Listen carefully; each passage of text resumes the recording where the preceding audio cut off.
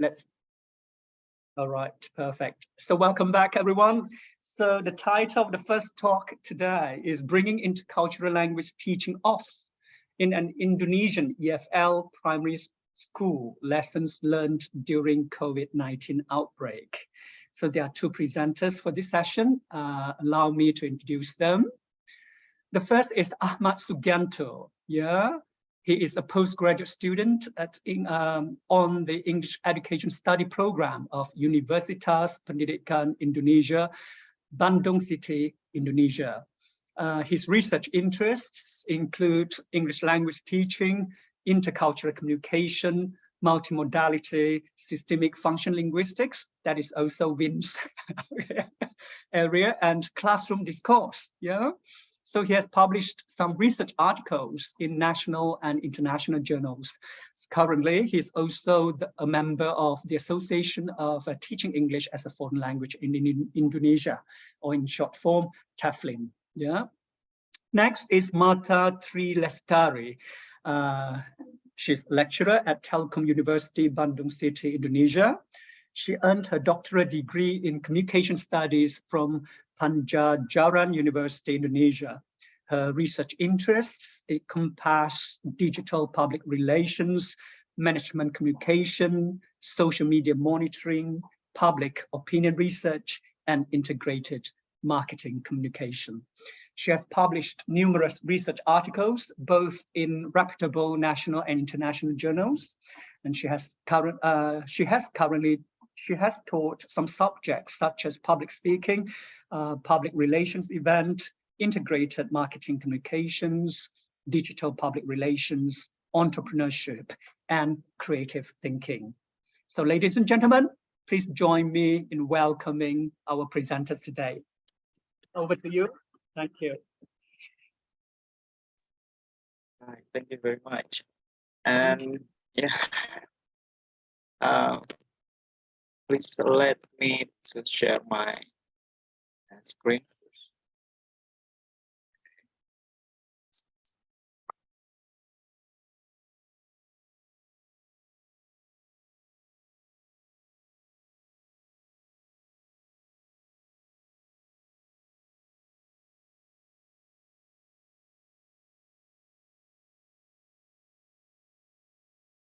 Right.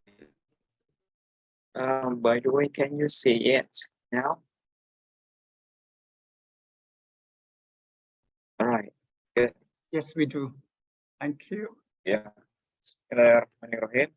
Thank you very much once again for having me.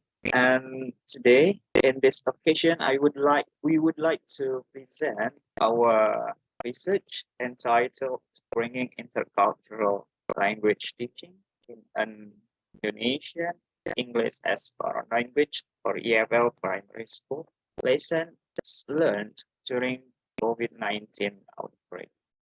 And let's move on to the next slide.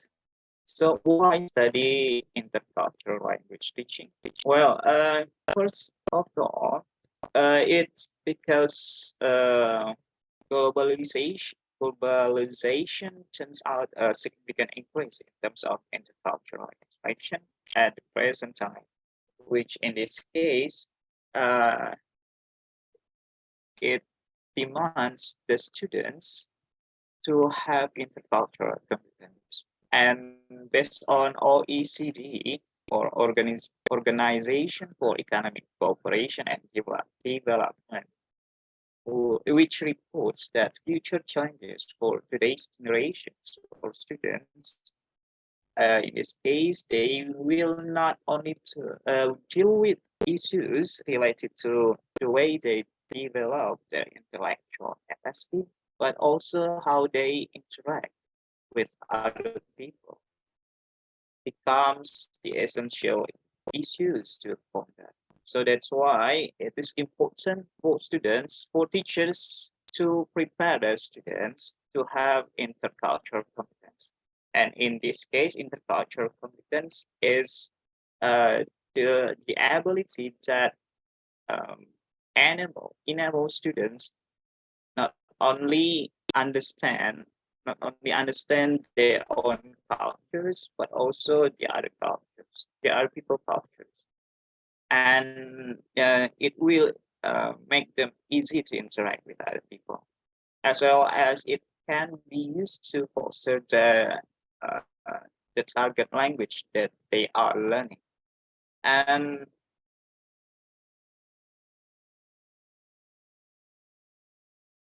promoting students' intercultural competence, and for IC, has still made some changes in the English instruction practices, especially in the EFL context.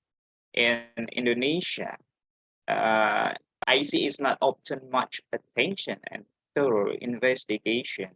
And besides, learners commonly have a shared first culture and limited access to input from and the interaction with speakers of English.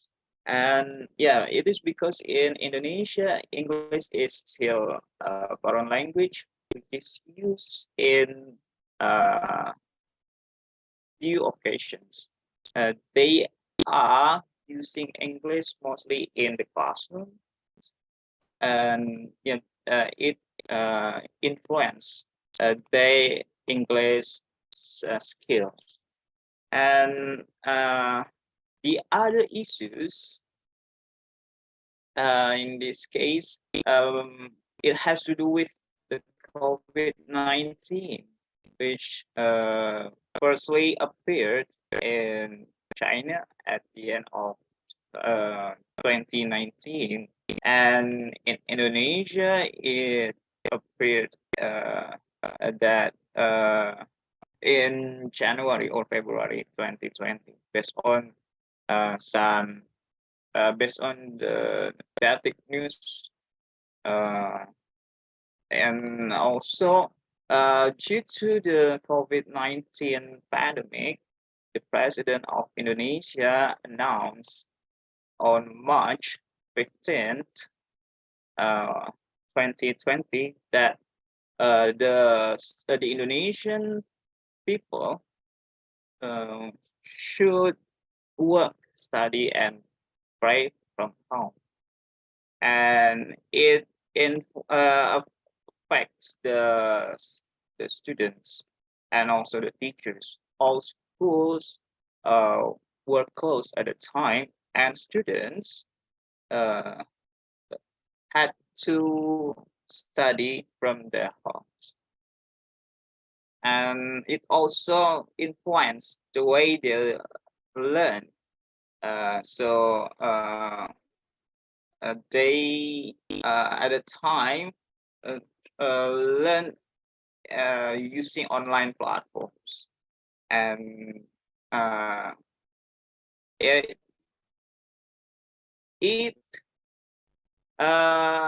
another another issues that why the study was conducted, or another rationales for conducting the study, because there was numerous studies associated with promoting IC or intercultural competence in the Indonesian EFL context, were mostly conducted in higher education level, and but limited studies scrutinizing IC in the lower level of Indonesian EFL context were encountered. And also the use of technology is deemed to be effective to develop students' IC. So based on these previous studies, the present study tried to fill the void left by the previous study. And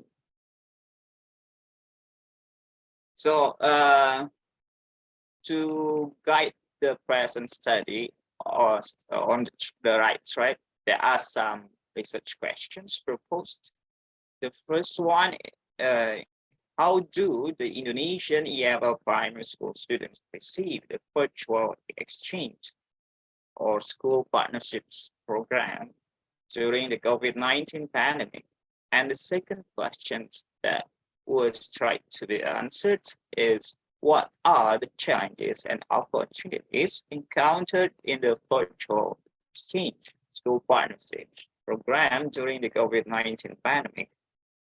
And the research methodology that the present study use comprise, in this case, in terms of the design or method, the present study case study was used, and the instruments employed consisted of semi-structured interviews with the students and observations, online observations, and then the present study also collected some online artifacts, including video recordings and learning materials that were generated by the students.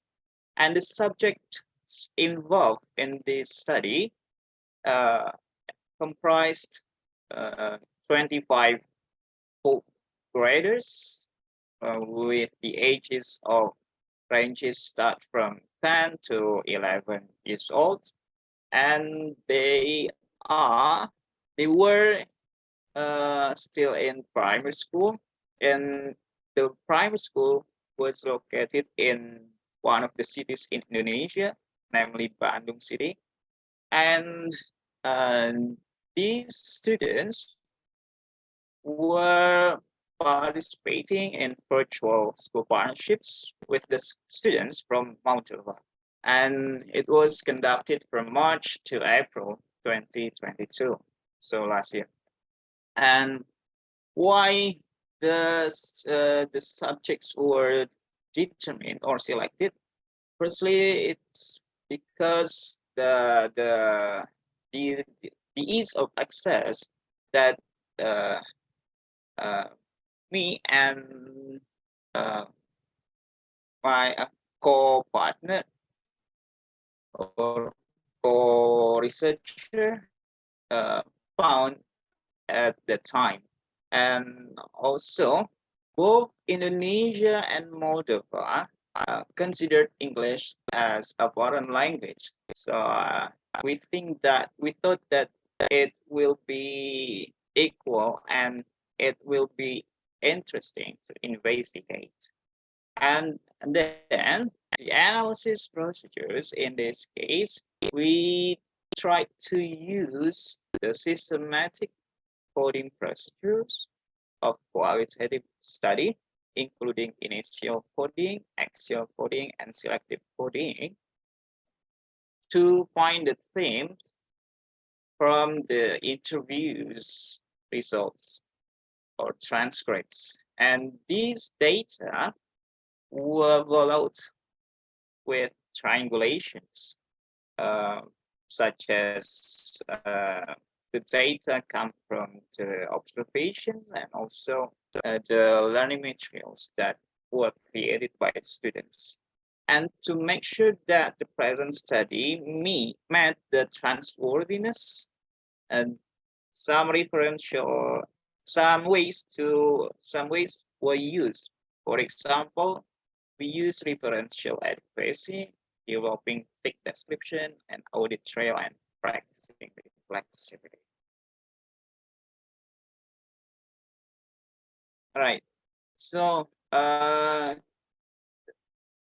the first questions that the present study proposed has to do with the students' perceptions or views regarding the virtual exchange or school partnerships during the COVID-19 pandemic. So in this case, based on the data we obtained, the students, there are some expectations that the students said. For example, these school partnerships, according to them, it is used to promote Indonesia to the world. And also they consider it is as a way to learn a new knowledge and also to foster the English skills, as well as to depend their understandings regarding the cultures and also educations from overseas, and they are willing to have new friends and also new experiences, and it can be used to uh, get to know diversities and also share information one another. Um, and the challenges and opportunities encountered include, uh, for example, in this case, uh, it has to do with the way they communicate at the time. So, because of their limited English skill, uh, they felt that uh, it was not easy to communicate, and also uh, they uh, they had to prepare the materials to present at the time, and it is something new because at school usually the teachers were the ones who prepare the materials, but in this program they were asked to make the materials by themselves. And uh, the last one, it has to do with the bad internet connection that they found during the virtual exchange. And the opportunities that were often have to do with the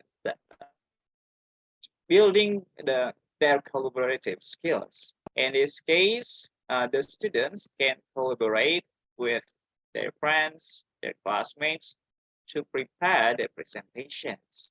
And also, it has to do with the promotion or promote their digital literacy.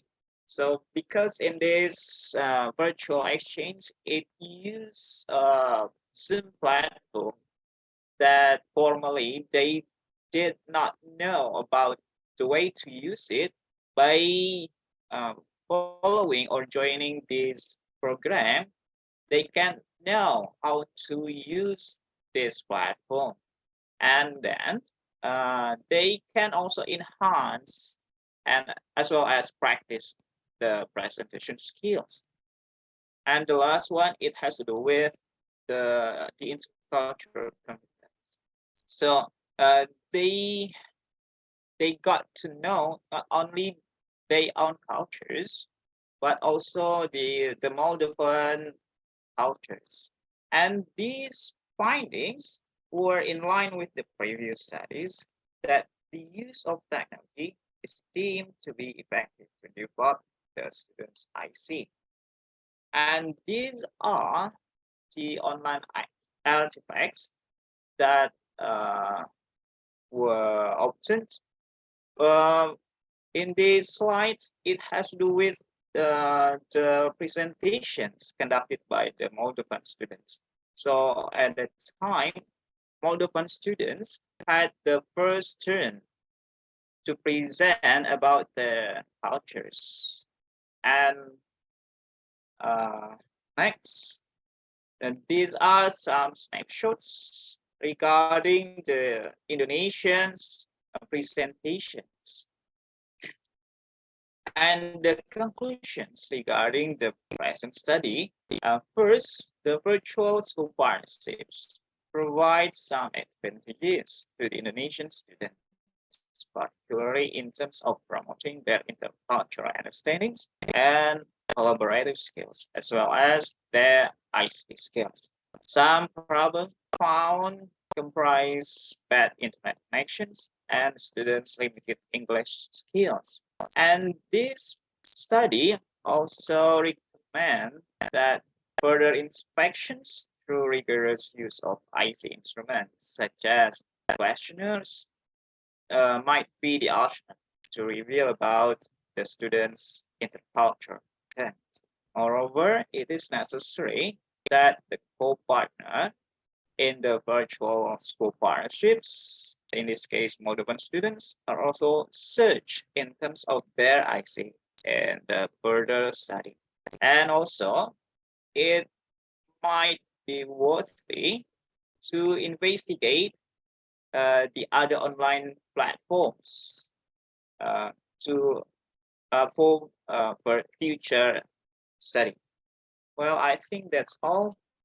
Thank you very much. And now I will give the screen to the moderator. Thanks so much. Thank you. Thanks, Mr. Ahmad Sugianto, for sharing with us this very interesting study. Now, any questions, please?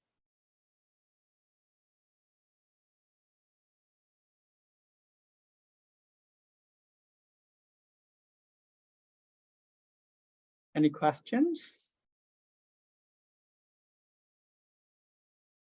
Thank you very much. The presenter is happy there are no questions. I always feel that way when I was in my presentation. Don't ask questions. Yeah, actually, to be honest, I'm a little bit nervous. Don't, please. You have been presenting so well, so don't. All right, you shouldn't. Yes, Yes. you are thinking. Okay, so we can start with lesson first, and I can ask later. So we will begin with the next presentation. Yeah. Okay. Right, Thanks. No, I think we can start with lesson question in the chat box because I wanted to ask a question, but then I just saw a question from lesson. So perhaps we can invite him to Yeah.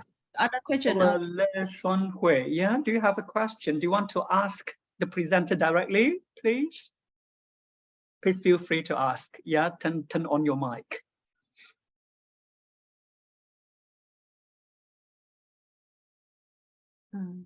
So we can read his question. Yeah. All right. Yeah. Just Thanks.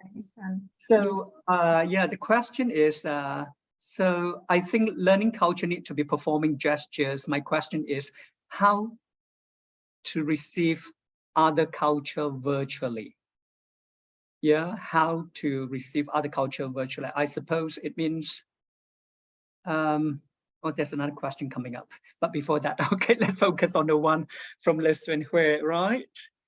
So how possibly the question was about how did you find that exchange of culture through this virtual platform? Yeah, that's very nice question. Well, so my study, our study, were conducted in about 2 months. So it was conducted from March to April last year.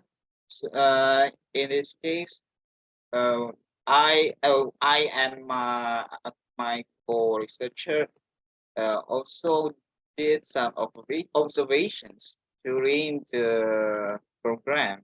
So when the Indonesian students tried to prepare the materials, we also came and attend the preparation, and also students. Oh, what is it? It has to do with the gestures. I mean, regarding the gestures, in terms of Zoom platform, I think it's quite challenging because the screen is limited, as we know that we can only see if we sit like this, we can only see the facial expressions and also hand gestures, not all the whole bodies. But to know whether the students have got adequate intercultural competence, we can see from the way they behave, also the way they think, and also the way they perceive the other cultures. And Also, as the recommendations of the present study, that future studies might be better to use another instrument such as questionnaire regarding the students' IC or intellectual competence. And or to receive other structure. And based on the studies or the finding of the study, we regard that the students might be having the better intercultural understanding then before they join this program, because in this case they perceive that the other cultures were worth to for them to learn, and not only that, by joining this program, it according to them, it can also enhance their English language skills. Okay, I hope it answers your question. Yes, thanks so much. Don't prolong your answer because more questions coming. So we have a question from Dian Kruniawan here. So there is this question about what is your opinion regarding online learning in the capital city of West Java and areas around West Java province such as Pangandaran, Banjaran, etc., okay, which are further away from Bandung? Right. Thank you very much. Well, Bandung City is quite, let's say, a modern city, and I'm not quite sure about the other cities from West Java. But as I know that maybe some other regions in West Java had some difficulties regarding the online learning. And particularly if they the students and teachers live in remote area, which are the particularly in terms of the internet connections were unstable enough. Yeah. I think one of the most difficult problems regarding the online learning, as I know, that it has to do with the bad internet connections. Yeah. Thank you. Yes, I think James, if I may, James has got a question for us. James, do you want to speak up and ask question? Thank you for inviting me, Mr. Chairman, but I hope everybody can see my question. I'll just read it out as it's in the chat. You described a very interesting virtual school partnership that arose during the COVID-19 pandemic. So my question is, how might you continue this in what is supposed to be the post-pandemic era when people are no longer stuck with online mode only? All right, thank you very much, James. Well, that's very challenging questions, I guess. Well, so this online platform that we are using now, Zoom, has given us the opportunity to make these virtual school partnerships in the post-pandemic era will be available, I guess, because we can just communicate with other students from around the world by using this platform. And the thing that we according to me, we are facing is whether the students have got adequate English skills to communicate with the other students, and also as I know that it is in Indonesia there are some not some actually, but lots of ethnics, and we have many languages, and I think the students might be accustomed to communicate with other people that are have that have the different cultures with them, and yeah, I think it will be an area that is interesting to investigate in the future occasion, I guess. And yeah, so Thank you. Yep, I think that's all for now for this session, right? Thanks so much, Mr. Ahmad Sugianto. Thank you for your wonderful sharing. Let's give him one time. thank you very much. Thank you.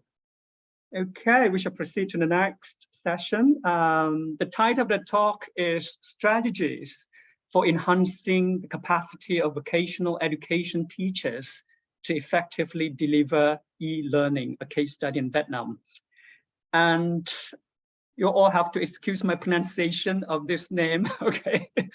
Vietnamese name, I think, is Minh, yeah? Please correct me, please, if I have pronounced your name wrongly, yeah, to the next speaker. So Minh An has 10 years of working experience in the education sector. She earned her master's degree in Australia before returning to Vietnam.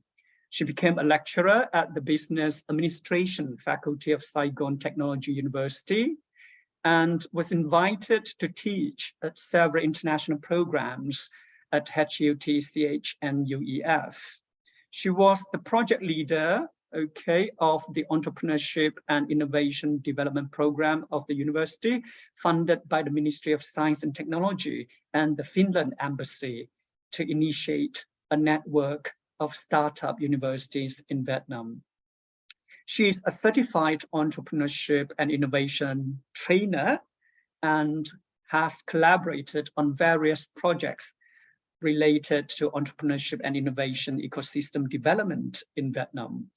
In the last few years, she has established herself as a curriculum specialist while cooperating with several education groups, such as Nguyen Hong Education Group and eQuest Education Group, where she helps redesign and transform the old program and managing system into effective institutions. She focuses on innovating and transforming individuals and organizations through training and implementing entrepreneurship tools and mindsets. So please join me in welcoming our next presenter. Thank you. Yes, please. Thank you. Thank you for your wonderful introduction. Good evening, afternoon, everyone. Sorry. I'm still a little bit jet lagged. Thank you for having me today. Let me share my screen. Do I have the right to share my screen yet? Okay. Yeah. Just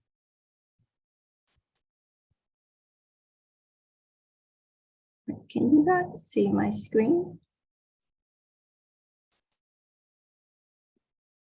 We all good? All right, thank you. Thank you for having me, Dr. Vin. Just a little bit information. So when I received the invitation from Dr. Vin, I was in the middle of accepting a new role.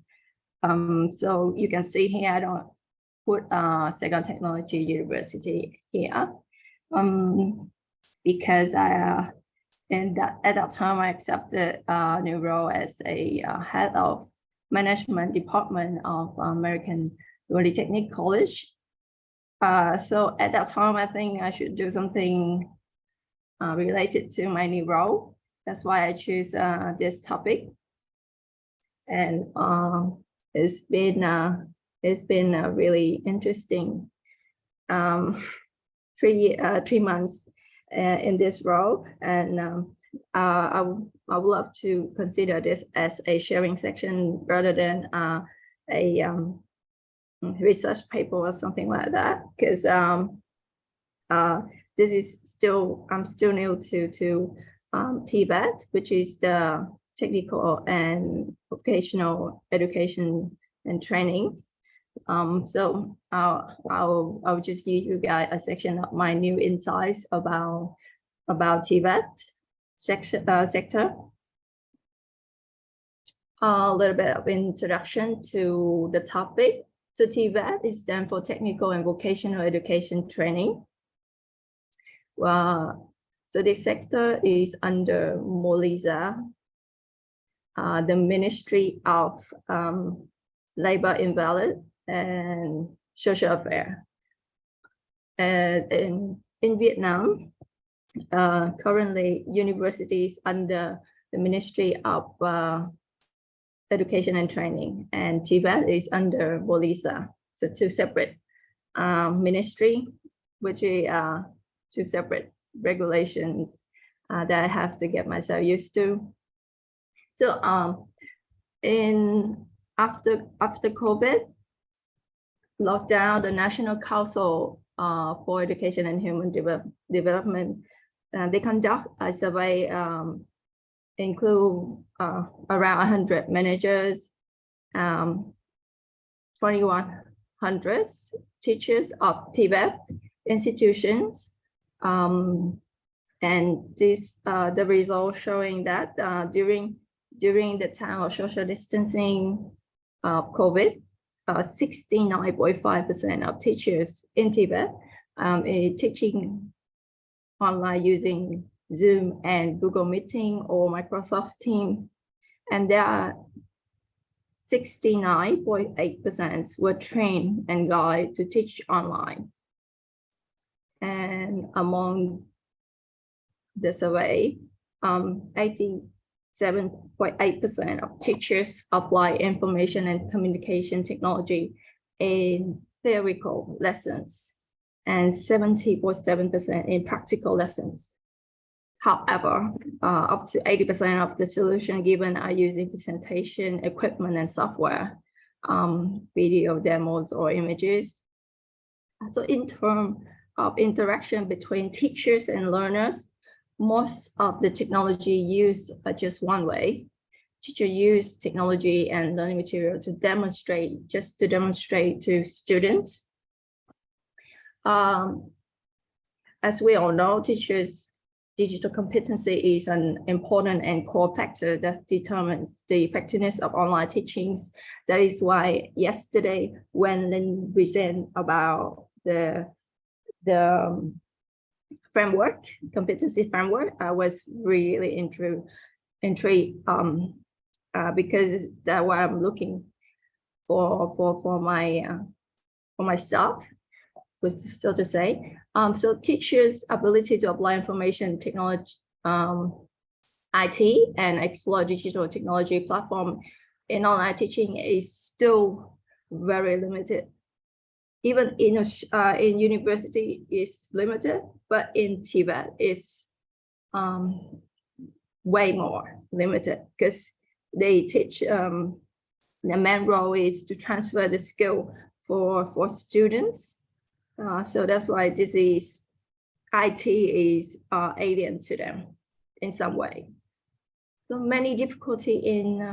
they face many difficulties in selecting and building digital learning material to organize teaching activity and testing in online teaching environment.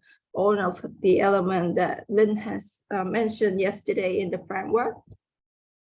So the goal today for this sharing is to emphasize the significance of ongoing support and professional development opportunity for teacher in Tibet sector, so they can continually develop their capacity building skills and in some way to inform the policymaker on way to promote e-learning in Tibet.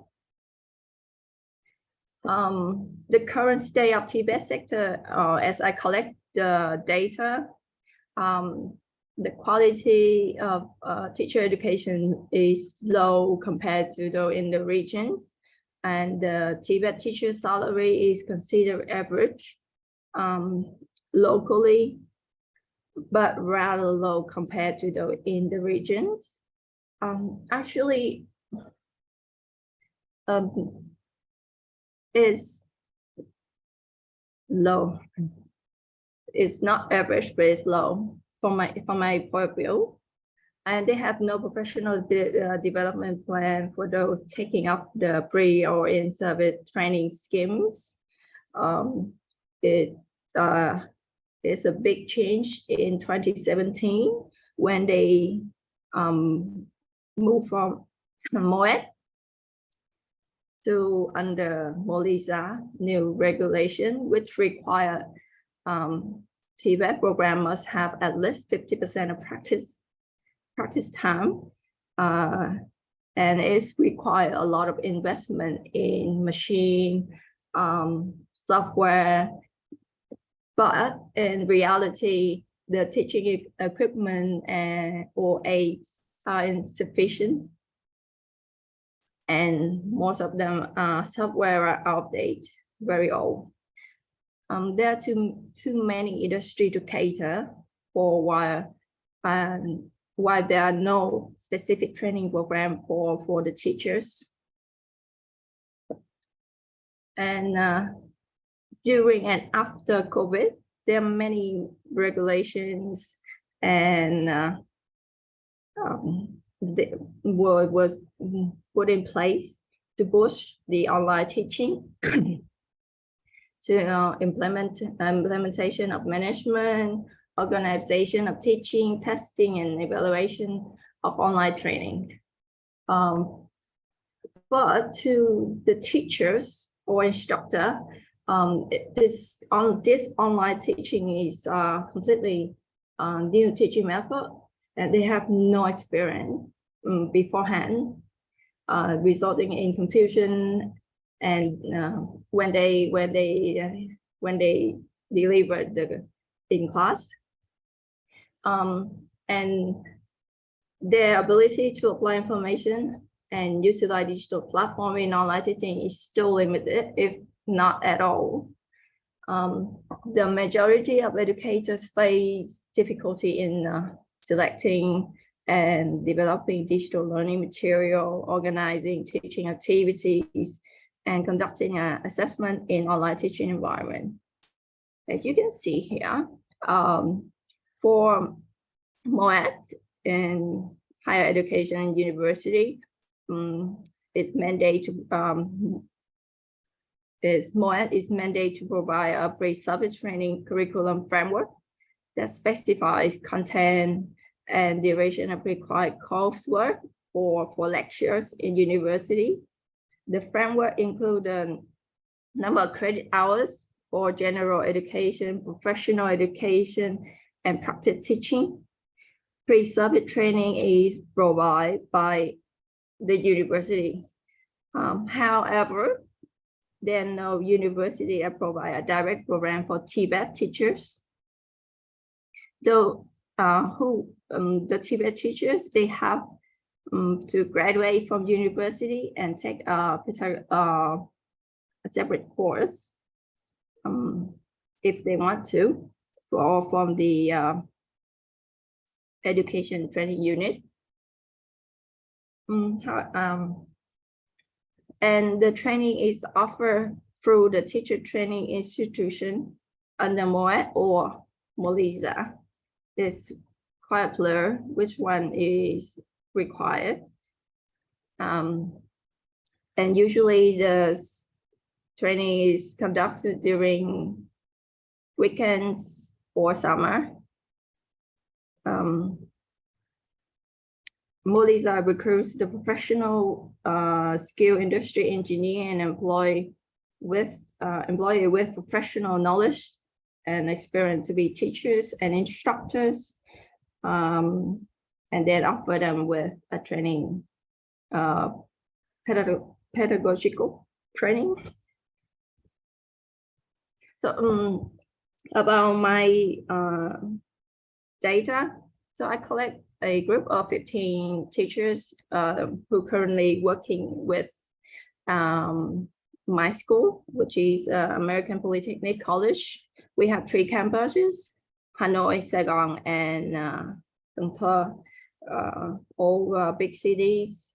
And we survey them first in 5 separate areas about their computer skill, their experience in learning and teaching online, their attitude toward learning and teaching online, their teaching style and their habit that are within needed in teaching online, and their commitment in training. So the result we have, at first we asked them what's the most typical, the common difficulties do they face when they teach online. And most of them think that students do not have the habit and skill of online learning.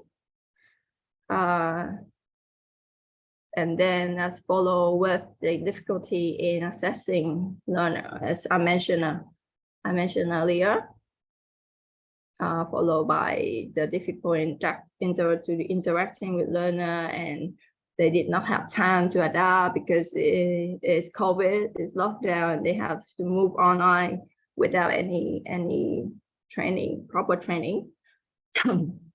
As you can see here, not properly training to teach online is half of them think that they did not have a properly trained to do their job when they move online.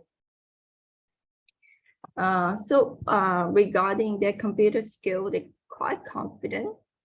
Not to just to mention that these teacher lectures are the one in big cities, Hanoi, Saigon, and Cần Thơ are big cities. So these basic IT skills, they pretty much know everything and quite confident about their computer skill. Not just required to upgrade their device, they're not really into it. About their experience in an online learning teaching environment, we have the question of how they use quiz and discussion in their teaching, and how they use website to conduct their class or workshop, and have they ever be a skilled student in online class? And most of them agree or have the experience. One of them have the experience in learning and teaching environment. And the third area that we question them is the attitude toward learning and teaching. I think they strongly believe that that's the more important thing for students to learn effectively is to design a diverse activity so that students can learn from each other through interaction and cooperative learning. I think it's because of the TBES sectors, this requires a lot of practice. That is why I think they 100% agree with this question. And the list agree they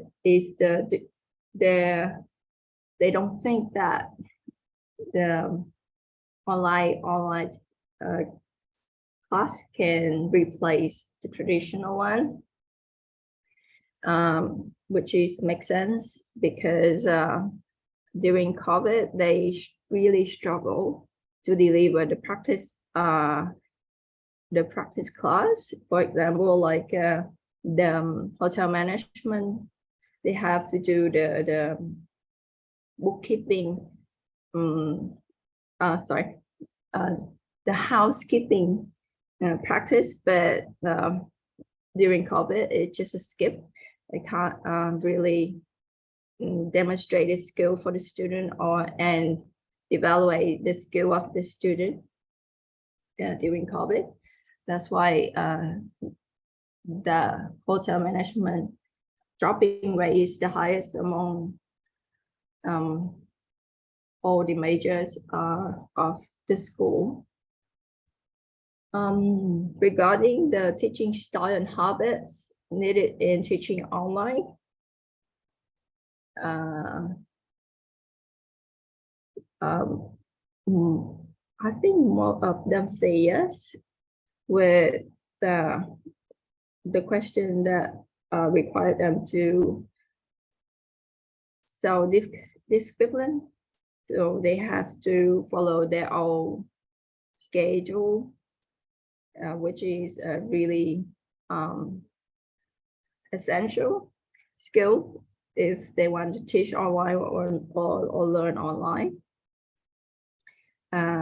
We have 89% of this the participants agree that they are comfortable communicating through online tool, text messages or messengers or video call. But only 33% of them agree that they would devote a significant amount of their time during a week to the online teaching process. And yeah, and I think it's healthy, yes, for the flexible in dealing with students, and yeah, that's the number here. And the last area we survey is their commitment in training. As you can see here, quite many of them said would not sure that they want to take their time to tailor their teaching materials to move to teach online, which is if there's no mechanism inside in place, they won't take time to do so because everything is back to normal now and they don't have to teach online. So they want something in exchange for their time to customize the material for online teachings. And half of them willing to invest their time and effort in preparing to teach their online courses. But the commitment in invest time in developing professional online teaching skill is not there yet.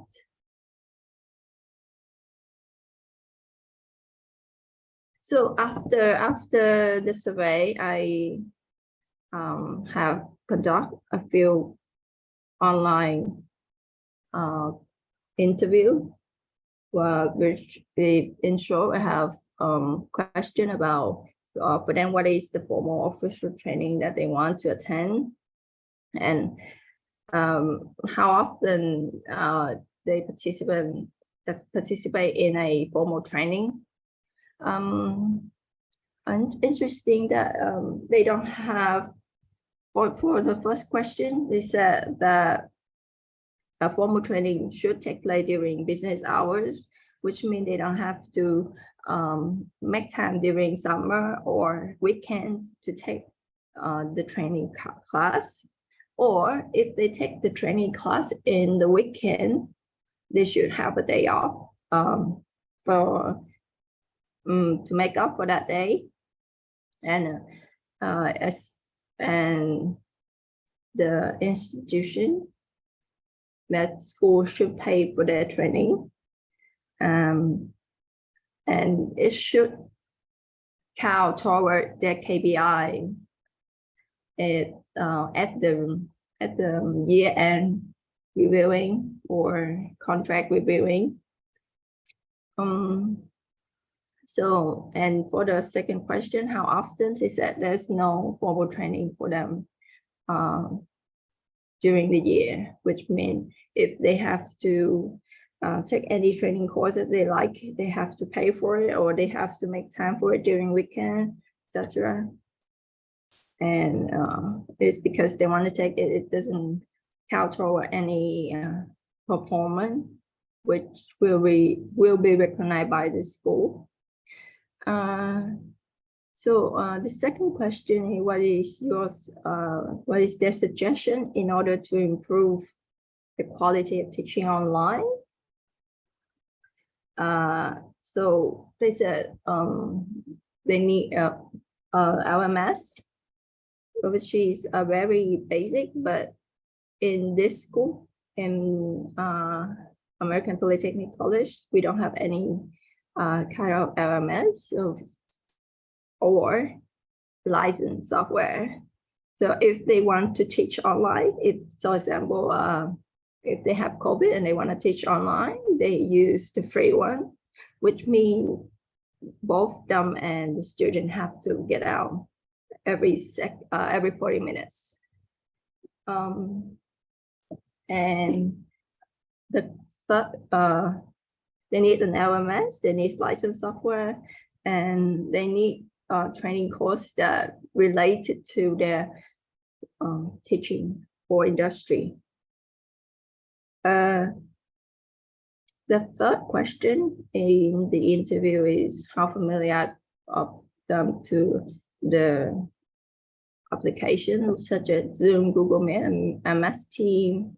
Most of them use Google Meet. They're not familiar with MS Teams or Zoom. Most of them use Google Classroom and Zalo, which is very popular in Vietnam. And teaching app, only Kahoot for language teachers. Others not familiar with those apps.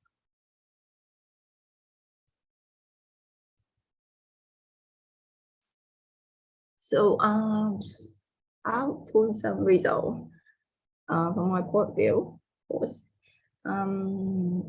So teachers and instructors in TVET sector have not been equipped with the necessary digital literacy for online teaching. Their skill is currently mostly accumulated by personal experience with few opportunity to participate in formal training courses for online teaching.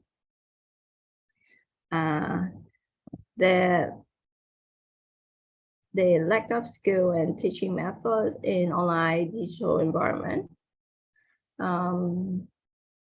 Their skill in using software and digital device are limited, where most of them only using basic feature of teaching software and unable to handle basic issues. They have low level of commitment to training without compensations. And they have little use of diverse multimedia application for lesson creation, and not knowing about the app, even is free or not. They mostly use basic one, like I said, MS Word or PowerPoint. And they still monotonous to the presentation style. They're lacking of integration of various formats such as video, audio, text, images, and interactive presentation. The availability of digital learning resources to support teaching activity is still very limited in Tibet, especially in ABC. Schools do not have sufficient digital learning material, and teachers have not been well equipped with skill in searching, organizing, evaluating information. Make it really difficult to find appropriate learning resources to support teaching activity. And teachers have not received systematic training in creating electronic lectures or any kind of support financially on policy, organizing content and learning activity on the LMS require many skill, time, and effort, which lead to a tendency to avoid using it, especially for Tibet teachers. So recommendation, we need an LMS, which is very basic in other school, but yeah, we need it. So as a support system for both teachers and learner before, during, and after class, we need to develop the indicators and evidence for Tibet's standard of digital literacy, assessment tool that would help Tibet teachers to do self-assessment against their digital competency. We can do it yearly if possible. And so we can cater a training program that suits for their ability. The development of quality assurance framework and to conduct research on ongoing training needs and development of training material for Tibet practice regarding online teachings, which are expensive in my opinion. So focusing on developing the necessary skill, digital skill for teachers, instructors in Tibet's institution, enabling them to adapt better to teaching and collaboration in digital environment. And Tibet institutions should continually evaluate and update their e-learning strategy and tools, seeking feedback from learners and stakeholders to improve effectiveness and efficiency, and keep up with the latest trend and technologies. And lastly, the mandatory digital training formal visa, if possible, because for university lectures, it's a mandate for them to qualify. They need to get their IT certificate in order to be a lecturer. But here in Tibet sector, we don't ask for a certificate for basic IT, which is, I think it should put in place from now on. And thank you very much. If you have any questions, please raise it up. Thank you. Thanks very much for your sharing. I think James has got a question. I saw the hand raised. James, please. Not a question. I was just applauding, actually. Oh, okay. Sorry for that. But maybe you can focus on what's in the chat there, distinguished chairperson. Thank you so much. Yes, I think there are questions in our chat box. Let's have a look. Yeah. So I think that's, yeah, the presenter can also see some of the questions. So one question is from Hasto Hadi. Yeah? So the question is, there is a question in your research questionnaire connecting to, are you willing to interact with students? So could you please make it, yeah, perhaps in concrete terms, yeah, and in relation to, I suppose, learning The full effectiveness. question is, the full question, sorry.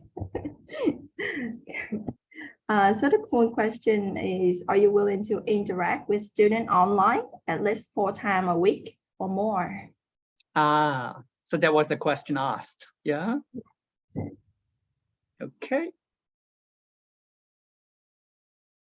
So I hope that answers your question. Yeah. Hasto Wo Hadi. Yeah. Okay. Any other questions, please?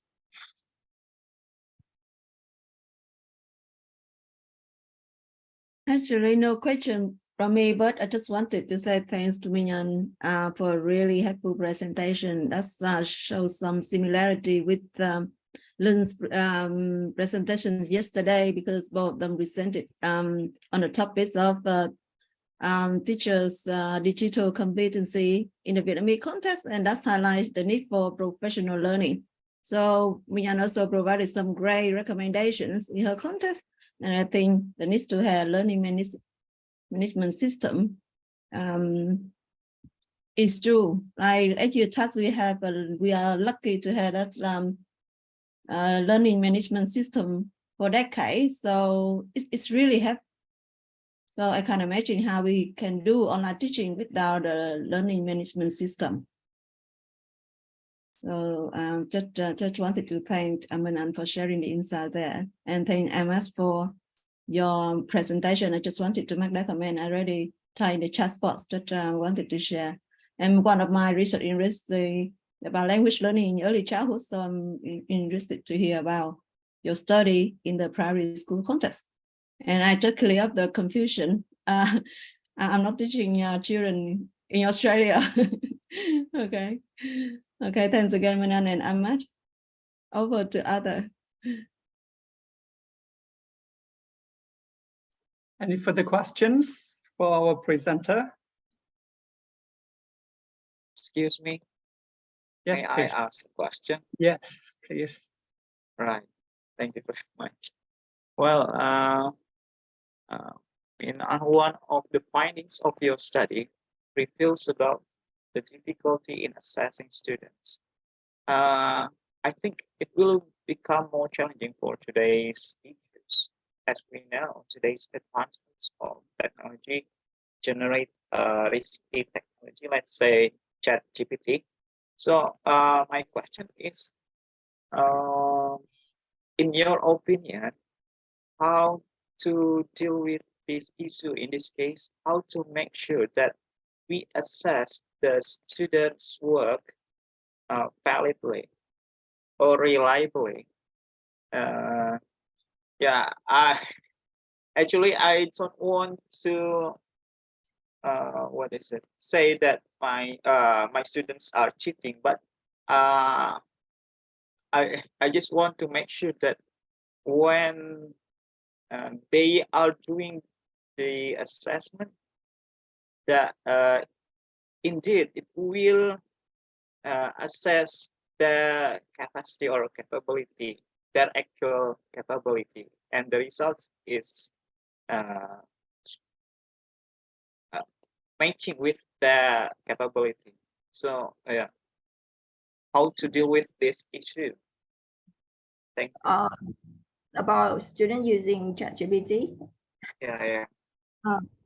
I think this is more appropriate question for university lectures, because we don't have, in Tibet, we don't do a lot of papers here because we focus on practicing skills. But for your question, I think we have ChatGPT AI detectors in place. If the student use ChatGPT, we can use another tool to detect it. Hope you're happy with my answers. Yeah. All right. Thank you very much. No So so is it possible to detect whether if the students use ChatGPT by using, for example, plagiarism checking tool like that? Yeah, I believe there's a tool like just like you turn it in, it will detect AI if your students submit a their work from ChatGPT get detected. Okay, all right. Thank you very much. No worries. Thank you. Any further questions? Maybe last question, if we have.